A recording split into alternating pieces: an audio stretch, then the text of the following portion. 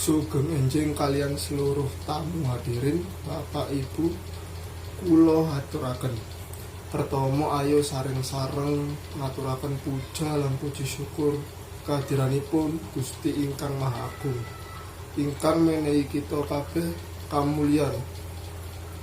Sugeng rawuh kula lan rombongan aturaken kalian sedaya tamu undangan. Sadurungipun kula badhe ngaturaken syukur bilih sowan kula sak rombonganipun mulai bidal saking griya lan dumugi mriki lancar. Matur sembah nuwun paringipun Gusti kula sak rombongan saged dumugi teng mriki tanpa ana halangan lan sehat walafiat.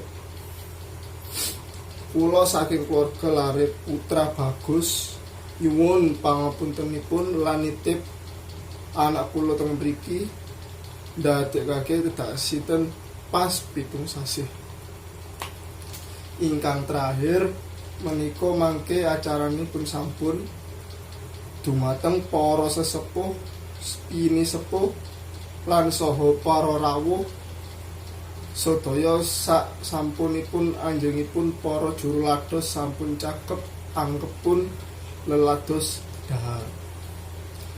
Sumangga para lengas daya kula aturi ngarepi kanthi sak kecak-kecanipun sinangga.